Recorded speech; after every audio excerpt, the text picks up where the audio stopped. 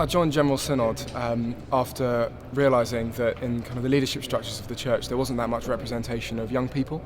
I'd encouraged lots of young people to be speaking up, speaking to their vicars and church leaders about the church and about their opinions, and I thought I should put my money where my mouth was and stand for General Synod so that I could be a voice for young people in this place. I thought that I had something to offer the church in that I was speaking from an experience that was different to most of the people that I'd seen on Synod. What it feels like to be a first generation convert and what that means on an individual level, but what that also means for the church and how we undertake mission and evangelism. Well, I stood primarily on the women bishops issue. I felt it was important to have a voice in that particular debate, very close to my heart, and in fact I felt that I wanted to be there when the Church of England made history. I'd grown up believing that if you want to make things different, you can't stand in the changing rooms. You've got to be on the pitch. And so, it was an opportunity to be on the pitch and to bring a sort of a lay voice. I know Synod's full of lay people, but a lay voice that isn't a reader, that was young then. Obviously I'm not now, a voice that was not somebody whose whole history was white Anglo-Saxon, because my whole family history isn't, and to just bring myself, really. Obviously there's been some fantastic debates, really interesting times, really difficult times as well, but I think one of the biggest highlights is the opportunity to meet fantastic people kind of in the fringes of the debates, to talk about people with some of the big issues facing the Church of England today. We were all born, and when we were all born as lay people, and then some of us have been called to be deacons or clergy or bishops.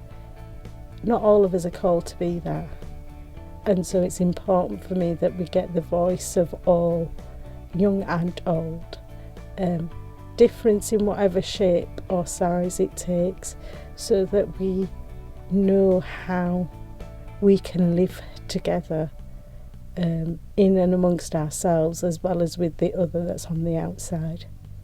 Be prepared to be surprised. You will be putting yourself in a place where you can take ideas back into your local community. Often I go back and say, oh, somebody was telling me they do this, somebody was telling me they do that. Not necessarily in the debates, in discussion over meals and York, in the coffee room, but it has enriched how I see the Church of England and the Anglican Communion. We have to get away from feeling that we are somehow special. We're not. We're part of something that is global.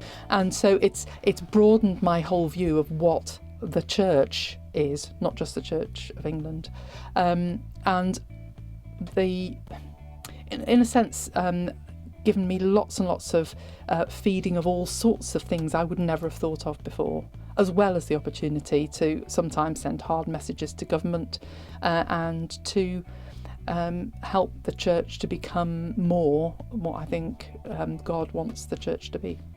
I would say that it's really important to engage with what the Church of England, its mission in this country, and engaged in the decisions, and not to be put off by what might seem to some people as to being a bit stuffy. It isn't. It's just ordinary people coming together in fellowship with the love of the Church of England at heart and the mission to this country that our church can provide. And it's vital to be engaged with those decisions and those discussions, and take it back to the diocese and have discussions back in the parishes. The parishes and the diocese aren't divorced from this process, and I feel that I very much engage at the local level. It may feel daunting, but be excited by the possibility. Think through carefully what you're going to be asked to do, and recognise that you will have the chance for great nutritious enjoyment. That's to say, enjoyment of your fellow person, but the stimulation of great quality debates, and that wonderful satisfaction when you know that something you have done has made a real difference. I think it's really important that we have as many voices as possible from as many different areas in the church as possible, so that as we're discussing different matters we can get opinions from all of the different areas and come to an agreement on kind of the best solutions to some of the issues that we're facing. It's been a really rewarding time on Synod, and it's been fantastic just to be at the heart of all of the decision making that's going on, and so I would thoroughly encourage people to consider standing. We need their voice here, and we'd really benefit from their involvement. Do it. It's a bit of a roller coaster at times. Sometimes you feel completely out your depth. I don't understand this, that and the other. And other times it just clicks. You have what I call a God moment, and in the middle of a debate suddenly it all comes together and you're aware of your part that you play in that plan that God has. To say I was scared would have been an understatement when I first arrived. I can't do this, it's not me.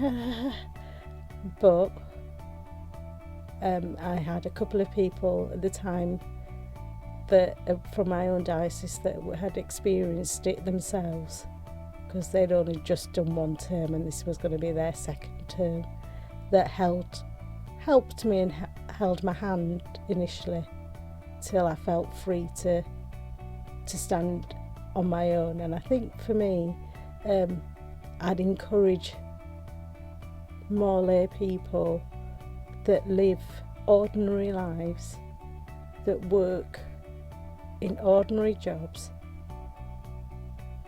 to commit themselves to being part of this ordinary yet extraordinary church. Well, I think we're saying really awful things about God if we think that God is narrow and that I am what is a reflection of God. That's really awful. God's way more colourful and loud and exuberant and rich and varied than that. And if God isn't all those things, then that doesn't say a lot for how we as human beings reflect what we see in creation more widely. I mean, no other area of creation is boring and limited. So it'd be really sad if the crowning bit of creation was boring and limited, wouldn't it?